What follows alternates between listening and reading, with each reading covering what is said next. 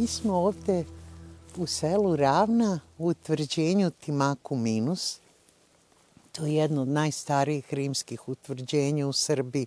Nastalo još u 1. veku i nalazimo se ispred Južne kapije. Ova kapija je čekala skoro 4 veka da bude konzervirana, rekonstruisana i prezentovana da ovako divno izgleda, monumentalno. A zašto je ta kapija toliko značajna? Pa između ostalog, ili je to najočuvanija rimska kapija na utvrđenjima rimskim u Srbiji.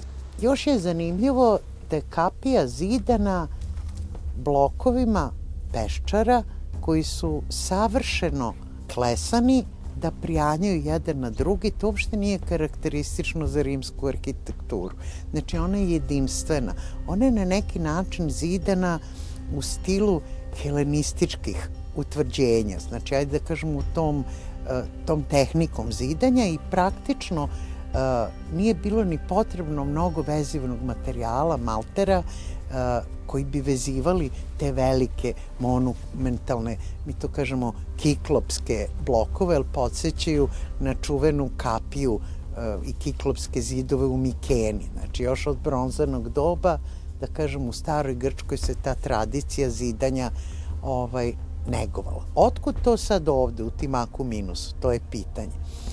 Pa, ovo prethodno utvrđenje, koje najverovatnije sagradio car Trajan, između 2 rata sa Dačanima, znači početkom 2. veka, između 102. i 105. godine, bilo je toliko uništeno i srušeno i spaljeno u prvim gotskim upadima. I u više naleta Goti su prodirali, znači prelazili Dunav, prodirali na teritoriju Rimskog carstva dolinom Timoka. To im je bio najzgodniji put kojim su oni ulazili u unutrašnjost Balkana. Tako, pred sobom sve pljačkali, palili, uništavali i to utvrđenje, koje je vrlo solidno i lepo građeno, je bilo toliko uništeno da je sredinom 3. veka moralo hitno da se obnovi i da se naprave drugačije kule koje su izlazile, znači van bedema. U Trajanovo vreme kule su iza linije bedema, jer nema opasnosti, to su takozvane ofanzivne kule. Ove defanzivne moraju da štrče van utvrđenja da bi njegova unutrašnjost, evo sad smo u unutrašnjosti, bila zaštićena, da bi posada koja u kulama mogla da primeti odakle dolazi neprijatelj i da nam brzo reaguje.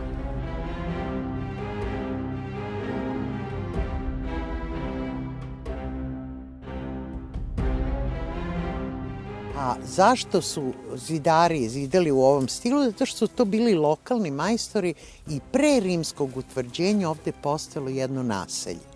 To znamo na osnovu arheoloških nalaza iz tih najdubljih slojeva, gde se ti nalazi i mešaju s rimskim nalazima. I ko je tu živeo? Živeo je pleme Timaka, koji su dobile po današnjem Timoku, koji se takođe u rimsko vreme zvao Timakus. A ko su bili Timaci? Bar prema Pliniju, oni su bili jedan ogranak naroda Tribala. Drugi pak pišu da Timok izvire u zemlji Dardanaca, ali to se verovatno odnosi na Svrljiški Timok, gde zaista, znači od Svrljiga, Svrljiških planina, živi narod Dardanaca, dok u ovom, da kažem, istočnom, severoistočnom delu i današnje naše Srbije su živeli ti čuveni Tribali. Oni su naravno se prostirali i na teritoriji današnje severozapadne Bugarske i bili su vrlo moćan narod. Rimljani su imali velike teškoće da ih pobede, ali očigledno su oni neka svojim umeća i znanja iz helenističkog perioda, znači oni su bili prilično, ajde da kažemo, civilizovani u tom helenističkom periodu, preneli i sačuvali sve do sredine 3. veka. Odatle ovakav način zidanja. Kažem, zato je kapija isto zanimljiva i jedinstvena.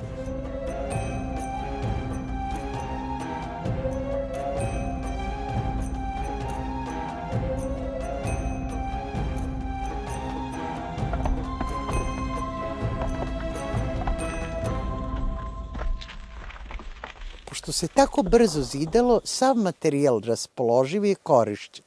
Korišten je naravno ovaj peščar, ali isto tako korišteni su i za obnovu bedema i kula i stari spomenici. Ovo su takozvani maloazijski sarkofazi koji imaju, da kažemo, krov na dve vode. Taj poklopac imitira zabat hrama i na tom zabatu obično su bile neke mitološke predstave koje treba da zaštite pokojnika. Ovde je to u ovom slučaju meduza. Ova meduza ne izgleda tako strašno, čak je lepa i to stilski se kaže, to su na tim sarkofazima iz 3. 4. veka lepe meduze. Nisu onako oni zastrašujuća mitološka bića koja treba da skamene, jel tako, neprijatelja, ali svejedno mislim da su graditelji kad su iskoristili taj poklopac da im bude ugaoni kamen za ovu istočnu kulu južne kapije, okrenuli ipak lice meduze da štiti, jel tako, samu južnu kapiju i samo utvrđenje od tih varvara koji su prosto delovali demonski.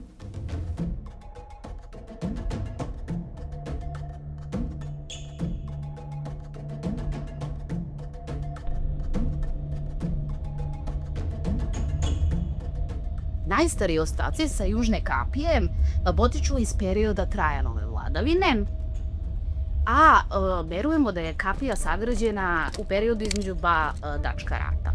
Mi u tom trenutku znamo da je to bilo čisto vojničko utvrđenje i nemamo numizmatičke nalaze zato što je vojnicima retko novac ispadao iz džepova. Sredinom 3. veka situacija se menja. Utvrđenje dobija novu funkciju, postaje administrativni centar Rudničke oblasti i mi dobijemo prve numizmatičke nalaze, pa recimo imamo jedan novčić koji je iskovan baš na našim prostorima. U pitanju je kovanica Gordijana, iskovana 238. godine, koja je iskovana baš u kovnici Diminacijum. Na reversnoj predstavi predstavljena je personifikacija Gorinjezije u vidu žene, pored koje su lav i bik, odnosno oznake legije 7. Klaudije koja je boravila baš u Viminacijum, odnosno tu se nalazio legijski logor ove vojne formacije.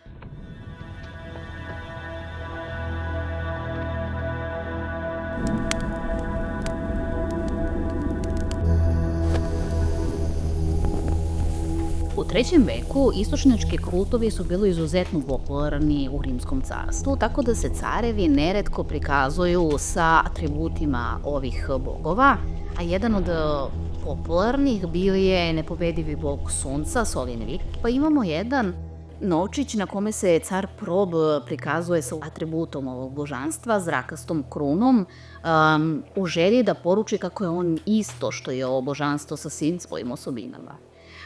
Veliki broj novčića sa južne kapije potiče iz perioda Valentinijanske dinastije, gde carevi žele da poruče i da prikažu snagu Rimskog carstva i svoju dinastiju kao dinastiju koja obnavlja ovo carstvo.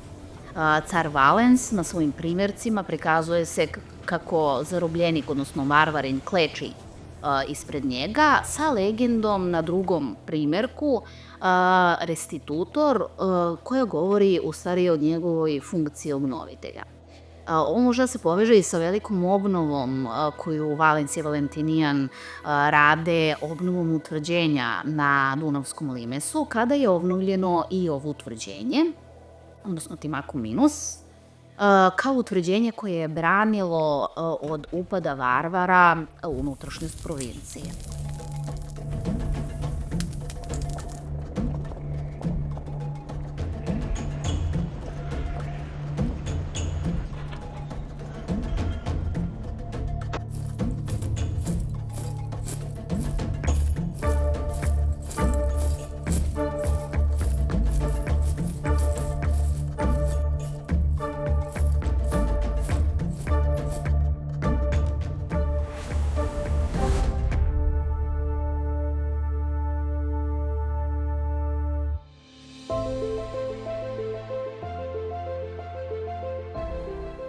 Zavičajni muzej Knjaževac na izvestan način samo svoje postojanje duguje Timaku Minusu. Naime, sada već daleke 1975. godine su počela prva iscrpna i sistematska istraživanja samog lokaliteta. Tada je pri našoj matičnoj biblioteci formirana arheološka zbirka iz koje će 5 godina kasnije, 1980. godine, izrasti Zavičajni muzej Knjaževac. Sada kada obeležavamo taj veliki jubilej, 50 godina, pola veka sistematskog istraživanja Timaku Minusa, mi zapravo prisustvujemo jednom istorijskom trenutku. Jer naime, nakon pola veka svog pregalaštva, rada i neumornog rada tih divnih ljudi koji svih ovih godina rade na lokalitetu, mi imamo priliku da se veličanstveni svet Timaku Minusa napokon pojavljuje pred našim očima.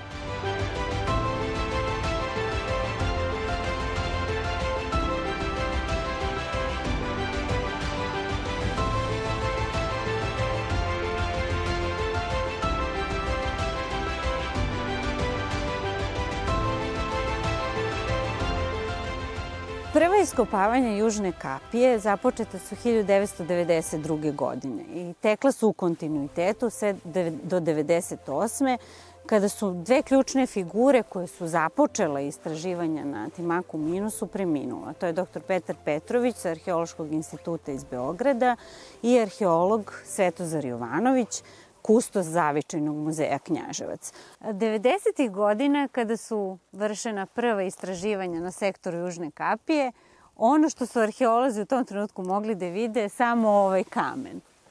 Znači, sve je ovde bila zemlja, ogroman profil zemlje koji je prikrivao ove divne kule Južne kapije. Sama vrata na kapiji, na istočnoj kuli kapije, su imala nadvratnik i osim statičkog problema koje kapija imala tako što je tonula ka severu, i ova pukotina na ovako jednom velikom kamenu je predstavljala potencijalnu opasnost za sve naše posetioce. Međutim, arhitekte Niškog zavoda i Arheološkog instituta iz Beograda predvidele su do detalja svaki mogući problem ili opasnost koji mora konzervacijom da se uspešno otkloni.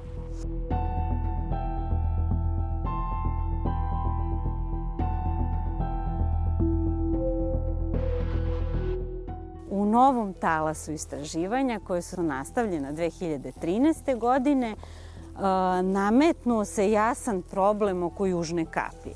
Južna kapija, nažalost, dugo stajala otkrivena i izvučena iz tog svog zemljanog plašta i zadnjih godina smo primetili sve žešću destrukciju na njoj, a u smislu statičke destabilizacije i naginjanja ka unutrašnjosti utvrđenja. To je bio signal da pod hitno mora da se završi istraživanje arheološko, koje ipak nije bilo do kraja sprovedeno, da se pristupi njenoj konzervaciji, stabilizaciji i normalnoj prezentaciji. Zid koji je bio najočuvaniji, odnosno severni zid sa vratima i sa početkom luka kapije, bio je istovremeno i destabilizovan. Ceo zid, počevši od vrata pa do početka luka kapije, krenuo je praktično da se naginje samo ka jednoj strani i bila je velika opasnost da on padne. Ključna godina za samu konzervaciju kapije je 2019. Kolega, arheolog Aleksandar Aleksić iz Niškog zavoda za zaštitu spomenika kulture i ja smo razmatrali čitav taj problem i shvatili da moramo nešto da preduzmemo. Mogu da kažem da sam pre svega osjećao strah i ljutnju. Ljutnju zašto je to bilo u tom stanju, zašto smo dozvolili da bude u takvom stanju, a strah da se ne sruši samo od sebe, jer je bilo pred rušenjem. Mislim, bukvalno da je... Pa da, i meni je to najdominantnije osjećanje, bilo strah da ćemo jednog dana nositi kapiju na duši. To, slažem se sa tobom, apsolutno rešenost. Daj bre, brate, mora nešto da uradimo, mislim. Istovremeno imaš autentičan rimski nadvratnik, jedini da kažem, na jugoistoku Srbije, a istovremeno je taj nadvratnik podšprajcovan, odnosno poduprt nekim bagremom kako ne bi pao. I prosto Bojana pre svega, kao domaćin Ravne, i ja smo razgovarali da prosto mora nešto, stvarno mora nešto da se uradi, jer je taj nadvratnik bio sklon padu. Naime, nakon godina iskopavanja i nakon godina nekonzervacije, došlo je praktično do destabilizacije temeljnih delova samog zida. Predstojao je jak posao na ponovnoj izradi samih temelja, njihovom ojačanju, zatim praktično raziđivanju samog zida kule i ponovnom vraćanju svakog kamena upravo tamo gde je stajao.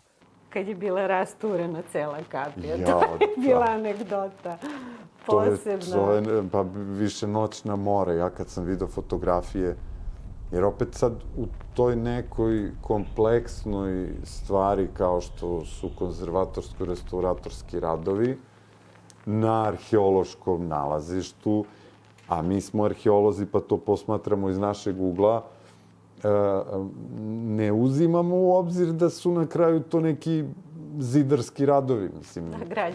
Građevinski radovi, mislim, prosto je to tako. I mi nismo prosto navikli da neke stvari na taj način vidimo. To su dve struke koje se potpuno prepliću, gde ne mogu jedna bez drugi, koje svaka za sebe ima svoja pravila. Znači, rasturanje se ne zove rasturanje, to je demontaža koja ide potpuno suprotnim postupkom od montaže. Stanje koje smo zatekli je bilo baš oronulo, tako da recimo ovde su bili svod vrata u ovoj kuli je bio, postavljene su grede drvene koje su držale da se ne bi obrušio. Naši radovi su podrazumevali da demontiramo postojeće kamenove, obeležimo ih i onda smo išli 2 metra u dubinu, vađeno je kamenje iz temeljnih zona, ojačavani su temelji, vraćeno je staro kamenje na ista mesta gde su bili, ojačani su sa novim alterom i onda se radilo dograđivanje sa novim kamenom u predviđenom obliku i predviđenim dimenzijama. Na pojedinim kamenovima možete čak videti i brojke kojima je svaki od njih bio obeležen. Ovamo se vidi uz pod same kule, broj 43. I to je jedan od brojeva praktično kojim smo mi obeležili svaki od ovih tesanika kako bi upravo svaki od njih bio vraćen baš na ono mesto gde je prethodno stajao. Ono što je bilo neophodno je fotogrametrijski snimak same kapije i čitavog sektora kako bi se stvorio projekat koji će, na osnovu koga će se sama kapija zaštititi od pada. Ministarstvo kulture je prepoznalo značaj ovog poduhvata i 2021. godine započeti su konzervatorski radovi na kapiji, nastavljeni 2023. i 2024. godine. Mi smo daljom analizom svih elemenata došli do zaključka da je ovde moguće rekonstruisati sam ulaz sa svim ukrasima venca i sa svim elementima luka nadvratnog, zato što smo imali ovaj dobro očuvani segment baš na mestu na kome je i tada u fazi gradnje postavljeno. Imali smo veliku sreću da je na prvom zidu, odnosno od prethodne kule, bio očuvan ovaj impost, takozvani oslonac za luk kapije, kao i prvi svodar, prvi kamen luka kapije. U odnosu na taj kamen mogli smo da vidimo kako je on zasečen i da vidimo koliki je raspon bio same kapije i gde se nalazio centar luka. Daljom analizom smo zaključili da je moguće, zbog simetrije obe kule, raditi delimičnu rekonstrukciju i zapadne kule. To bi dalje u razradi izgledalo ovako. Na susednoj kuli u potpunosti je bio očuvan samo gornji red, drugi gornji red kamenova, ali smo mi u odnosu na severni zid prve kule u potpunosti rekonstruisali i severni zid ove druge kule. Prilikom iskopavanja došli smo do podatka da je širina vrata bila potpuno iste širine kao i vrata za ulaz u susednu kulu. Budući da smo imali visinu prethodnih vrata, mogli smo da rekonstruišemo i vrata ove druge kule. Nakon toga sledi izvođenje ovih radova, gde se to vidi da je u tom gabaritu, predviđeno projektom, urađena rekonstrukcija i zapravo smo konačno dobili formu ulazne kapije iz vremena, možda da kažemo najreprezentativniji period u arhitektonskom smislu, najreprezentativniji segment utvrđenja. Nakon toga mogli smo da vidimo i druge detalje na ostacima same kule. Videli smo da su tesanici zidani od praktično peščara, ali da su uklapani i da su imali poligonalni oblik. Takav poligonalni oblik po sistemu Tetrisa, kako bi rekli kolokvijalno, takvim oblicima uklapani su međusobno ovi kamenovi i došlo se do neverovatno stabilnih zidnih masa. Tek nakon detaljnog proučavanja oblika kula, njihovih raspona i svega ostalog, mogli smo da steknemo uvid u to kako su same kule izgledale, odnosno da se one sastoje od više sukcesivnih faza koje su se tokom vremena nadziđivale jedna na drugu. Tom prilikom mogli smo da utvrdimo i da je prva faza bila izvedena od oblutaka, odnosno da su prve kule imale mnogo manji raspon i da su se sastojale isključivo od oblutaka i maltera. Međutim, u nekoj fazi razaranja dolazi do uništavanja ovih kula. Tom prilikom Rimljani su potpuno nivelisali ovaj prostor i prvobitne kule sveli na prizemni nivo. Temelje prvih kula su duplirali i sa druge strane stavili potpuno nove temelje na koje su onda i na jedne i na druge nalegli ovi monumentalni tesanici od peščara. Tako smo dobili stabilne temelje za čitave zidne mase prizemlja ovih kula.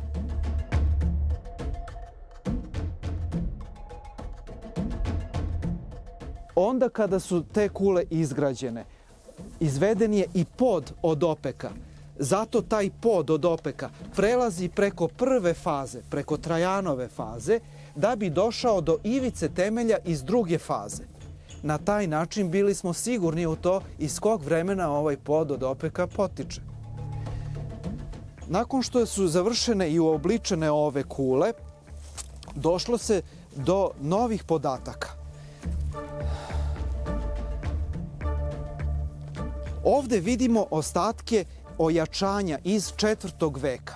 To je treća faza zidanja ovih kula i njihovog ojačavanja. Nažalost, istovremeno je najverovatnije došlo i do zatvaranja same kapije. Kapija je bila zatvorena praktično jednom novom kulom do koje se došlo praktično našim daljim istraživanjima. Ona je u potpunosti rađena od oblutaka, maltera, ali ovog puta i redova cigala. Ti redovi opeka karakteristični su za način zidanja koji se naziva opus mixtum. On se pre svega vezuje na našem prostoru za 4. vek. Međutim, u hunskim upadima, početkom prvogotskim, krajem 4. veka, pa u hunskim početkom 5. veka i konačno sredinom 5. veka kad je potpuno uništeno i spaljeno utvrđenje, to je ta čuvena Atilina invazija u Podunavlje na Balkan između 441. i 443. Ta je kula neverovatno ovako masivna bila potpuno srušena. Čak ispod njenog zapadnog zida, to je ona gomila kamenja, to je sve što je ostalo od nje, smo našli skelet nekog nesretnika koji je stradao i ostao tu sve dok ga mi nismo iskopali 2020. godine, znači nekih 1600 godina. Nije ni mogao bude sahranjen, bila ogromna, tako ruševina, ogromna količina kamena iznad njega.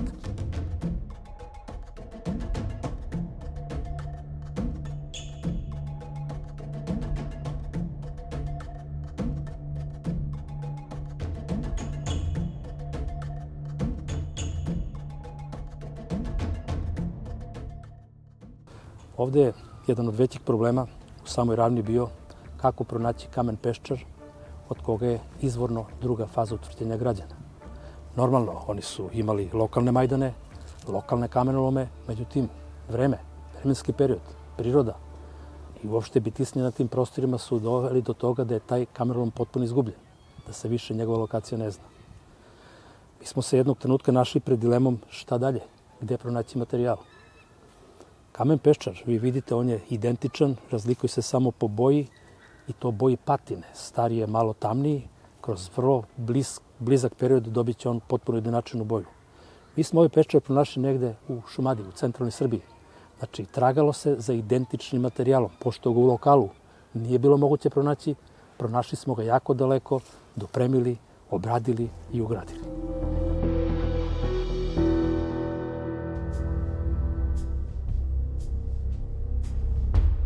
A ovo mutno na ekranu što? Pa ovo što vidimo mutno je zapravo prvi objavljen, javno dostupan satelitski snimak prostora Timaku Minusa. A onda imamo iz različitih perioda javno dostupne satelitske snimke i kako se zapravo u poslednjih nekoliko godina, ajde da kažem, od 2012. Evo, ovo je snimak iz 2012. Kako se menjalo stanje. I sad možemo da vidimo prostor same kapije i kako se vidi da se nešto dešava konačno posle 2018. A tako posle nekog dužeg perioda može da se prati i kako evo imamo aktivnosti. Kako izranja polako čitava kapija. Korak po korak, znači evo vidi se čak i tragovi, neko stalno nešto dolazi, odvozi, a to je period kad već počinju prvo istraživanja, a onda i konzervatorski radovi. I imamo, evo, poslednji snimak, nažalost malo je uhvatio oblake, ali... Možda su veće, malo da vidimo kapiju.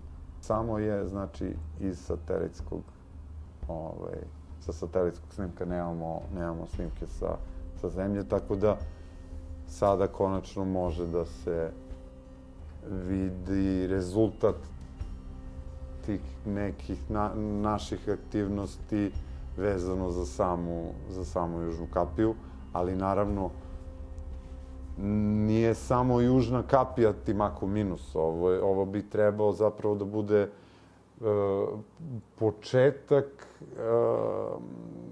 velikih konzervatorskih radova, daljih istraživanja, kako bi ravna mogla da kažemo, ugleda svetlost dana, a i da sam muzej koji gazduje i baštini Timaku Minus, da prosto mi znamo šta ima da pokaže, ali da ne bude ono kao što je neko nasleđeno stanje, vidite ono drvo, pa tamo pored tog drveta ispod njega imamo terme ili imamo kulu ili imamo kapiju, šta je već sve deo ravne. Mi se nalazimo u prostoru Niške tvrđave, u lapidarijumu Niške tvrđave, a on je sublimacija arhitektonske plastike, od nagradnih spomenika do drugih arhitektonskih elemenata koji su većim delom donešeni iz Knjaževca, iz Ravne, sa Timaku Minusa i postavljeni u kontekstu jednog drugog prostora, jednog drugog ambijenta. To su oni kameni blokovi za koje smo malo prepričali da su njihovi samo otisci ostali u zidnim strukturama utvrđenja. Mi smo ovde postupili slično onima koji su iz Egipta prenosili grandiozne stubove, odnosili u svoje prestonice. Mi smo u Nišu tako dovukli deo plastike iz Knjaževca, iz Ravne, što baš nije opravdano i dobro. Najdirljiviji trenutak u čitavom procesu konzervacije kapije svakako bilo postavljanje samog ključa na luku kapije. To je u stvari kamen na koji se oslanjaju obe strane luka i koji drži čitavu tu konstrukciju i ne dozvoljavaju da se sruši. Pošto je to od nekoliko tona kamen, autodizalica je bila prisutna na samom terenu koja je podizala specijalno isklesan kamen koji je trebao da se uglavi u milimetar u samom centralnom delu luka. Taj trenutak postavljanja poslednjeg onog kamena, gledali smo zajedno, bilo je u fazonu, bolje da sam negde drugde u ovom trenutku. Otkud znam, sad će sve da padne, sad šta sad? Ali, mislim, svaka čast i tim ljudima koji su, to je Tasić Mitre, tako, koji su izveli radove.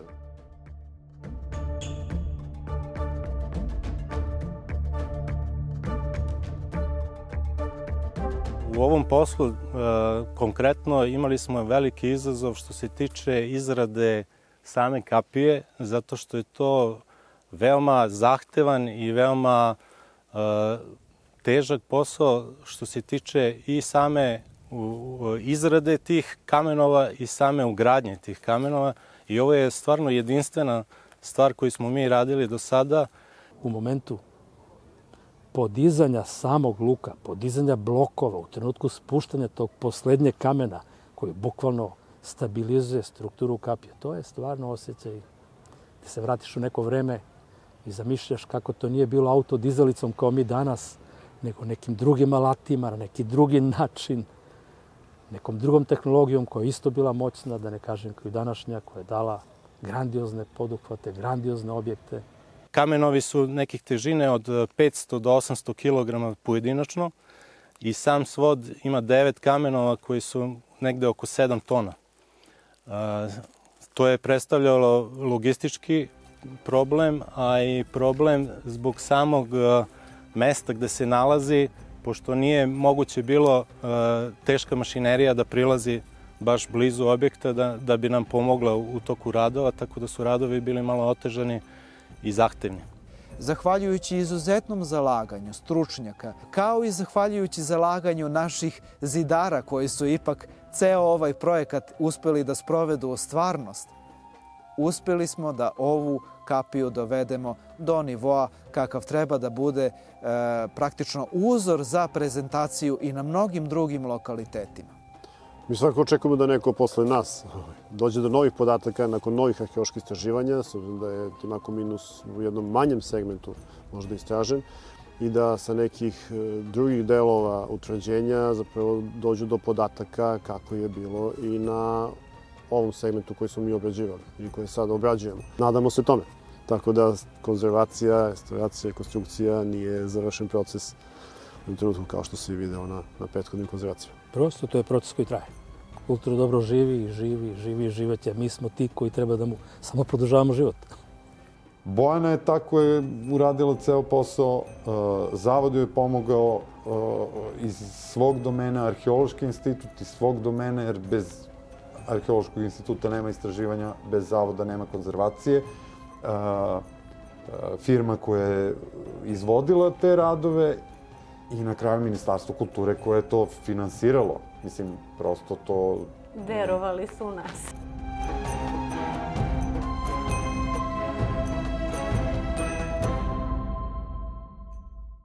U narednom periodu planovi se prožimaju arheološki uvek sa konzervatorskim planovima. Lepa saradnja sa Arheološkim institutom iz Beograda i Niškim zavodom za zaštitu spomenika kulture urodila je jednim planom, jednim sporazumom kojim je predviđeno da se započne konzervacija i zapadnog bedema utvrđenja. Ne samo konzervacija, već i rekonzervacija onih određenih kula koje su najugroženije. Osim toga, najveća i jedina građevina koja je otkrivena u unutrašnjosti utvrđenja, horeum ili žitnica, nikada do sada nije konzervirana, iako su prva istraživanja ovog objekta vršene još 70. godina prošlog veka. Tako da smo shvatili da to može da bude naš sledeći korak, da stvorimo uslove kako bi konzervirali i sprečili dalje propadanje ovog jedine građevine u samoj unutrašnjosti utvrđenja. Ove godine završavamo severni profil ove građevine i ono što je preostalo da bi zaokružili ovu kampanju je zatrpavanje temelja na severozapadnom uglu ove građevine koja je upravo u toku.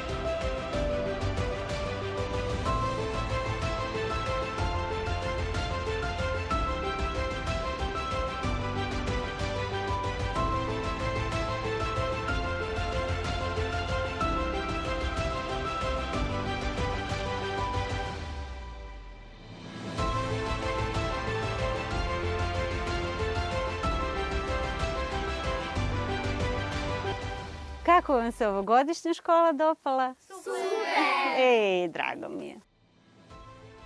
Da bi upotpunili priču o arheološkom nalazištu Timaku Minus, shvatili smo da je potrebno da formiramo jedan lep edukativni program koji bi deci i najmlađima približio značaj očuvanja kulturnog nasleđa zavičaja.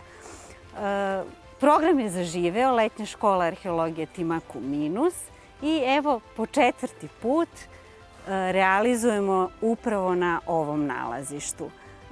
Da je zainteresovanost dece velika, dokazuje činjenica da nam se javljaju deca čak iz šireg regiona koje žele da učestvuju u ovoj školi.